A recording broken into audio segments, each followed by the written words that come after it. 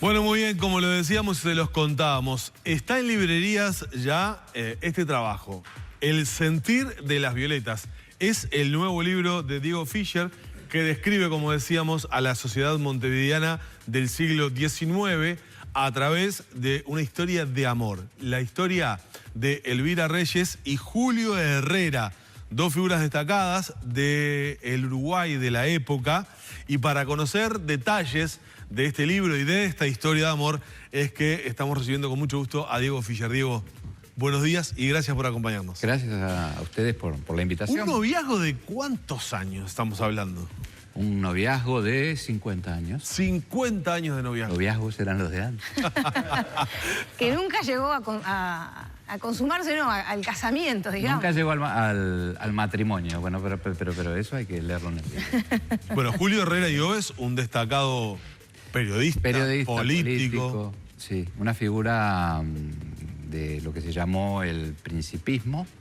Un hombre, yo diría, multifacético del Partido Colorado, que bueno, entabla esa relación, ese noviazgo, se enamora de una mujer. ¿Quién era Elvira Reyes? Bueno, muy buena pregunta. Elvira Reyes era una joven de la alta sociedad de la época, era hija del general José María Reyes, un militar y cartógrafo, fue el hombre que hizo el primer mapa que se conoció del Uruguay, el que trazó la ciudad nueva, o sea, el hoy centro de Montevideo, el que negoció con el Imperio de Brasil los límites luego del Tratado Preliminar de Paz de 1828. Sí. Era un hombre muy respetado. De influencia. Sí, sin duda fue ministro fue jefe del ejército, ministro en un par de oportunidades. Y Elvira era la hija menor, tuvo 12 hijos. 12 hijos. Sí, vivían allí en lo que vivió, y Elvira vivió hasta su muerte, en lo que es hoy, digamos, los terrenos vecinos, o mejor dicho, enfrente a la residencia presidencial de Suárez y Reyes. Ajá. Por eso Reyes, por José María Reyes. Ajá. Y en su debut social, como se estilaba en aquella época, estoy hablando de 1862, ella con 16 años, Julio Herrera con 21, se conocen y se enamoran. Y ahí empieza una historia que tiene muchos encuentros y desencuentros, no por peleas en el noviazgo, sino por los avatares políticos del Uruguay. Y esa mujer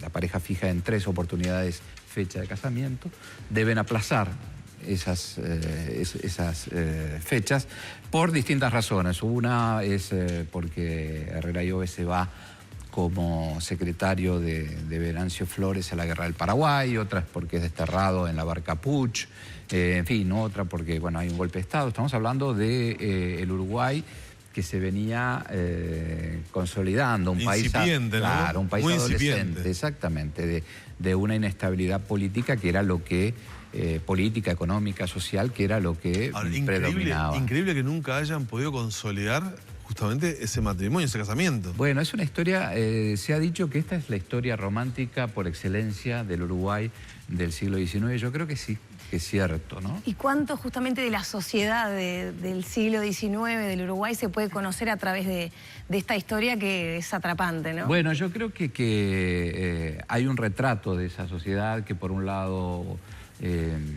era muy hipócrita y por otro lado tenía normas muy rígidas. Si me permitís, yo creo que con este libro, sin proponérmelo, formé una trilogía con los 2 anteriores. Mejor Callar, que fueron sobre los crímenes del Hotel del Prado, y Carlota Ferreira. ¿Y qué quiero decir con esto? Porque se entrelazan incluso los personajes. Carlota de alguna manera está presente en el sentido de las violetas, y sin duda Celia Rodríguez Larreta, que es la protagonista de Mejor Callar, porque es sobrina de Elvira.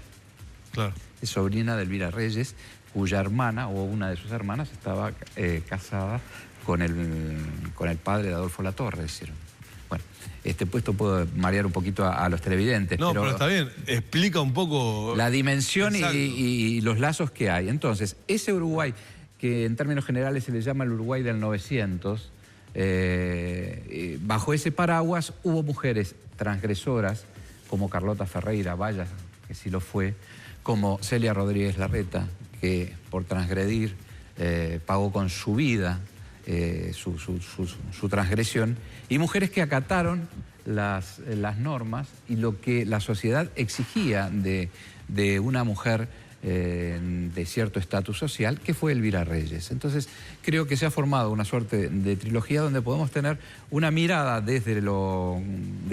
través de una investigación periodística de lo que era la sociedad montevideana, fundamentalmente montevideana y también porteña, porque aquí la historia transcurre por una razón muy sencilla. Herrera Lloves tenía muchos vínculos con Buenos Aires, estaba con vínculos sanguíneos, y porque además fue desterrado en 3 oportunidades a la Argentina. Claro, entonces, tenía un nexo seguro. Exacto. Y sin duda. Entonces vamos a hablar de la sociedad rioplatense. Diego, ¿y qué tipo de documentación o a qué tipo de documentación apelaste para poder construir, solidificar esta y agrego relación, durante ¿no? cuánto tiempo, ¿no? Porque Bueno, venía a ser como una suma de investigaciones. Claro, que venís haciendo. esta historia yo la comienzo a pensar cuando estaba haciendo la investigación para el libro de China Zorrilla, o sea que estamos hablando de unos 6 años para atrás. Ajá. Que buscando material sobre la familia Zorrilla de San Martín, en el Archivo General de la Nación, encuentro un par de cartas de Elvira Reyes.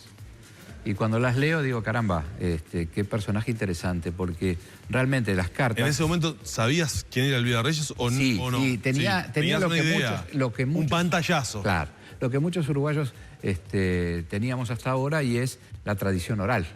Claro, Yo la habías había escuchado hablar de Elvira Reyes, exacto, la esposa de... La novia. Perdón, Ahora diría... Deliberadamente te hago la precisión. La novia de Julio Herrera. Claro, y bueno... La prometida eterna.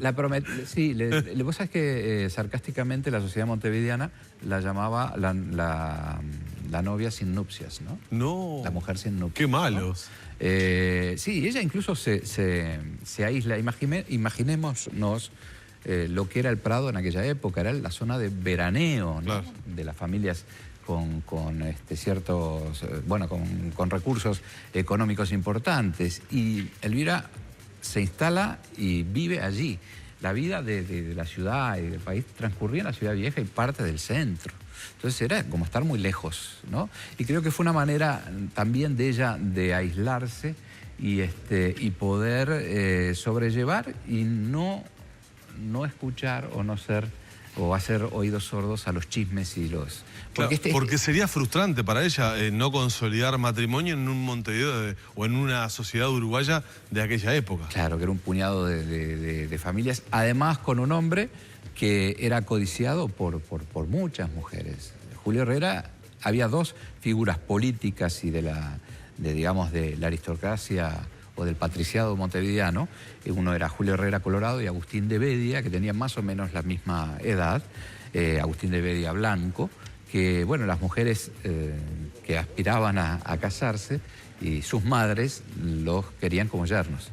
Claro. Y bueno, Julio Herrera era un dandy, un bon vivant. No se crean que tampoco esto fue un noviazgo, sí, por parte de Elvira, que fue una mujer sumamente respetuosa de las normas morales y culturales de aquella época. ¿Pero le fue muy infiel Julio Herrera?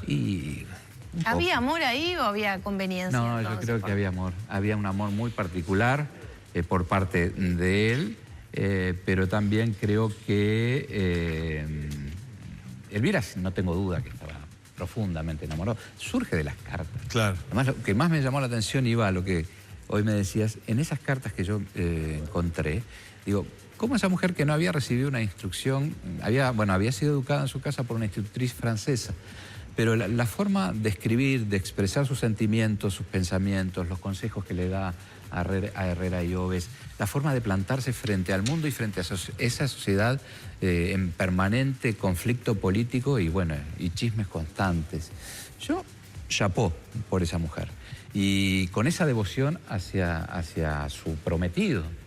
Y él también era un hombre que bueno, tenía mucha labia. Ajá. Tenía mucha labia, y eso se ve en las cartas. Y bueno, y no le fue fiel. Obviamente que no le fue fiel. Diego, tal vez la pregunta del principio te la estoy haciendo sobre el final de la charla. ¿Por qué El sentir de las violetas se titula el libro? Ustedes saben que me enteré hace poco, pero todas las flores tienen un significado. Las violetas son el sinónimo o significan humildad. ¿Humildad? Humildad, pero también significa te sigo queriendo, te sigo amando. Entonces, en esos encuentros y desencuentros, Julio Herrera se presentaba ante Elvira, después de un exilio de 7 años, por ejemplo, con un ramo de violetas. Y fueron muchos los ramos que le fue entregando. Entonces, sobre el final también hay un sentido mayor de esos ramos de violetas, pero eso no lo voy a contar.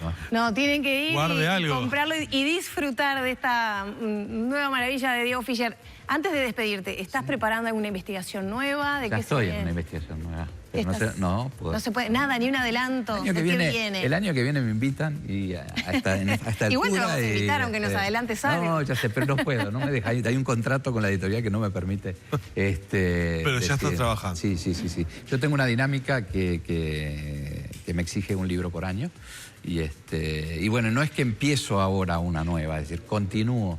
Esto es un trabajo constante. Afortunadamente he logrado hacer de la escritura mi forma de vivir, ¿no? Mi forma de vida. Entonces, eso es un buen privilegio. Sí, realmente lo veo así, lo siento así como un privilegio. Entonces eso me exige, como a otras personas, a ustedes les exige estar tantas horas frente a cámaras y preparando el programa. Bueno, a mí me exige una determinada cantidad de horas y muchas estudiando y investigando y luego escribiendo. Bueno, mientras obviamente en la cocina de la elaboración va tomando forma el nuevo trabajo de Diego Fischer, disfrutemos que ya está acá en nuestras manos, que es El sentir de las violetas. Gracias, Diego, por habernos acompañado. No, muchas gracias a ustedes por la invitación. Muy amable.